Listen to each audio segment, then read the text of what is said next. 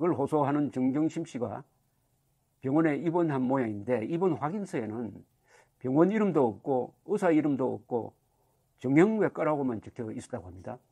뇌종양 뇌경색이 정형외과 과목이 아닌데, 그리고 이 공식 문서인데 입원 확인서라는 것은 이 수사를 좀 늦춰달라는 목적으로 내는 문서에 병원 이름도 없고 의사 이름도 없고 정형외과로만 찍힌 이상한 서류를 보냈다, 이렇게 보도가 되었습니다.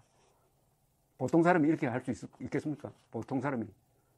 그런데 계속 검찰개혁, 검찰개혁, 검찰개혁이라고 이야기합니다.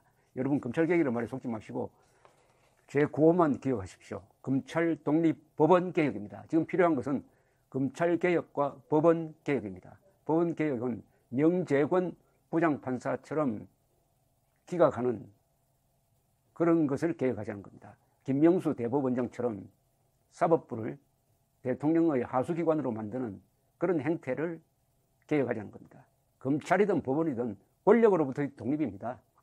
권력으로부터 독립하면 자동적으로 헌법이 명령한 대로 양심과 헌법과 법률에 따라서 독립적으로 심판을 할 수 있게 되는 것입니다. 그런데 검찰개혁하면서 사법부에 이어서 검찰까지 장악하겠다는 것 아닙니까? 그러니까 이런 이해할 수 없는 행태도 조국식 검찰개혁의 일환이라고 보여집니다. 그러니까 앞으로 검찰개혁이 저 사람들 마음대로 이루어지면은 정권 측 사람들은 손대지 마라 이거 아닙니까? 손대더라도 저 주변부에 있는 사람 손대고 핵심에 있는 조국 같은 사람들에게는 아무리 비리가 있고 범법 혐의가 있더라도 손대면 안 된다 이거죠. 검찰이 이 기사를, 이 뉴스를 흘린 것 같기도 하고 열심히 취재를 해가지고, 그런데 이 경우에는 거기에는 해당이 안 됩니다. 피의 사실 공표자는 해당이 안 됩니다. 지금 정경심 씨는 피의자가 아니고 피고인입니다. 기소된 다음에는 검찰이 기사를 제공을 해도 그게 죄에 해당이 안 됩니다. 조선닷컴은 검찰에 따르면 하고, 정경심 측은 어제 오후 늦은 시각 검찰에 팩스로 정 씨의 입원 확인서를 제출했는데, 정 씨의 입원 확인서에는 진료 담당과인 정형외과와 주요 병명만 기재되어 있을 뿐 발행 의료기관과 의사 이름, 면허번호, 직인 등 핵심 정보가 빠져 있었다고 합니다. 검찰 관계자는 발급기관 등에 대한 정보 자체가 없었다는 게 정확한 표현이라면서 있는 정보를 정 씨 측이 가린 것인지 확인서 자체에 처음부터 없었는지 알 수가 없다고 합니다. 이것은 검찰을 우롱하는 거 아닙니까? 발급기관도 없고 의사 이름도 없답니다. 이게 입원 확인서가 될 수 있을까요? 어디에 입원했는지도 모르는데. 팩스를 받은 검찰은 정 씨 변호인 측에 입원 확인서를 발급한 의료기관과 의사를 확인해달라고 요청을 했답니다. 검찰은 뇌종양 등을 진단할 때 MRI 촬영, 영상 판독 등이 포함되는 점을 감안하여 정 씨가 이 같은 절차를 거쳤다면 함께 MRI 자료를 제출해달라고 했다고 해요. 그런데 뇌경색과 뇌종양은 신경과 또는 신경외과에서 진단한 질병인데 정형외과에서 관련 서류를 받은 점이 참 의문스럽습니다. 의료계 관계자는 이 조선닷컴 기자에게 이렇게 이야기했습니다. 뇌경색, 뇌종양에 대한 정식 진단서는 대학병원 신경과나 신경외과에서 MRI 등 정밀 검사를 받은 뒤 발급받아야 하는데 정형외과에서 진단을 받았다는 것은 이해하기 어렵다. 그렇게 이야기했고요. 발급기관뿐만 아니라 검찰 제출 서류가 진단서가 아닌 입원 확인서인 점도 좀 이상합니다. 검사 출신 변호사는 변호인이 어떤 서류를 제출할 것인지는 제출 목적에 따라 판단할 부분이라면서도 소환조사 일정을 미루는 등 조사 자제를 원했다면 진단서를 내는 게 맞는데 정 씨가 이날 검찰에 출석한 것을 감안하면 치료 중인 점을 감안해달라는 취지 정도 아니었을까 싶다고 했습니다. 그런데 검찰 입원 확인서가 날라왔다 이거죠. 검찰 관계자는 입원 확인서도 형식을 떠나 진단서로 볼 여지는 있지만은 제출된 문서 자체가 법령에서 정한 요건을 갖추지 못했다.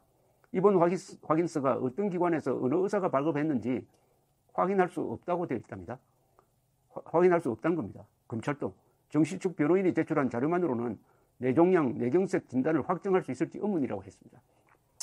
정씨 측 변호인단은 이에 대해서 입원 장소가 공개되면 병원 환자의 피해 등 여러 문제가 발생할 수 있어 해당 부분을 가리고 제출하겠다는 뜻을 사전에 검찰에 밝혔다면서 정씨가 소환 조사를 받고 있고 조사 중에 필요한 자료도 추가로 제출되고 있는 것으로 안다.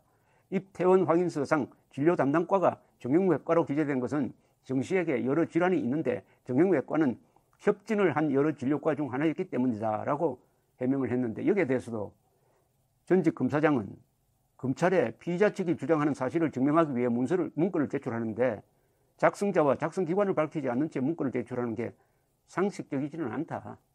원칙은 문제다.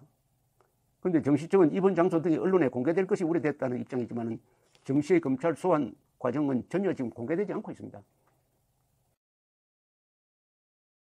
에서 이제 그 안에 있는 사람을 해서 사식이라고 하는 게 요즘에 이제 구치소 내부에 있는 일종의 매점 같은 것을 이용할 수 있도록 네. 돈을 지금 입금을 해주는 그런 형태로 이루어지고, 네. 서류 같은 것들은 만난 자리에서 직접적으로 아래에 이제 조그만 틈을 이용해서 주고받을 수가 있는데요. 네. 그밖에 다른 물품들은 일체 직접적으로 주고받을 수가 없습니다. 약품 같은 게 필요하더라도 네. 구치소를 통해서 관리를 받아서 간접적으로 전해줄 수 있게 돼 있습니다. 구속 기간은 최장 얼마나 유지가 되죠? 재판에 넘기기까지 20일 구속 기간이 20일, 네. 유지가 될 수 있고요. 네. 지금 이제 법원에 뭐 잡아도 영장 얘기를 할 수 있겠습니다. 영장 발부 사유에도 네. 추가 수사가 필요하다는 식의 어떤 뉘앙스를 지금 가지고 있었기 때문에 네. 아마도 이제 재판 자체를 준비하는 것보다도 추가적으로 어떤 것들을 검찰이 수사를 할지 그 부분이 좀 관심이 되는 상황이죠.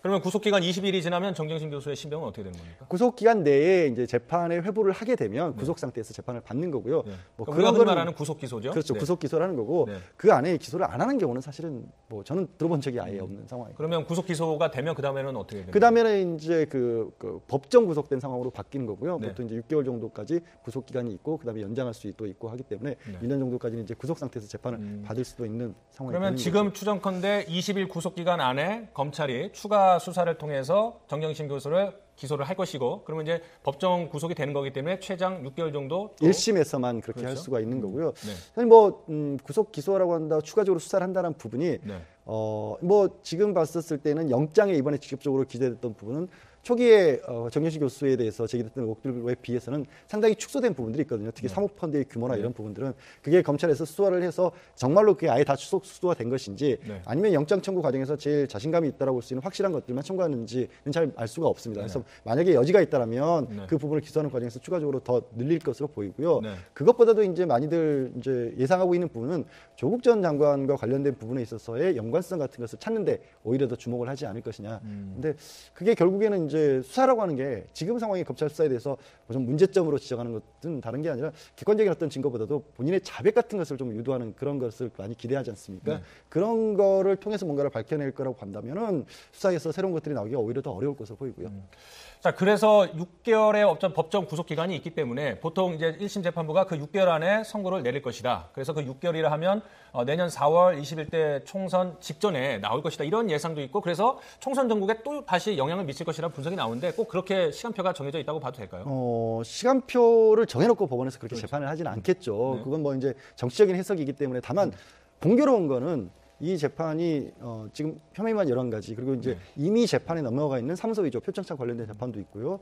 그거 하나를 정 교수는 지금 다 부인하고 있는 입장이지 않겠습니까? 네. 그리고 제가 봤었을 때도 이거를 일괄적으로 어떻게 보면 인정할 수 있어 보이는 부분은 사실 좀 없어요. 그러면 하나하나 다 다투고, 또 검찰이 내놓은 증거의 상당수 부분은 어떤 물증이라고 하는 것보다는 참고인의 증인, 그러니까 참고인의 진술을 통해서 나온 증거들일 텐데, 그럴 경우에는 이제 정경심 교수 측에서 그걸 부인하기 위해서는 그 사람들 다 증인으로 불러야 하거든요. 그러니까 이 말씀 드리는 거는 그러니까 재판 기간이 거의 꽉 차서 끝날 가능성이 높다. 그러니까 내년 4월에 임박해서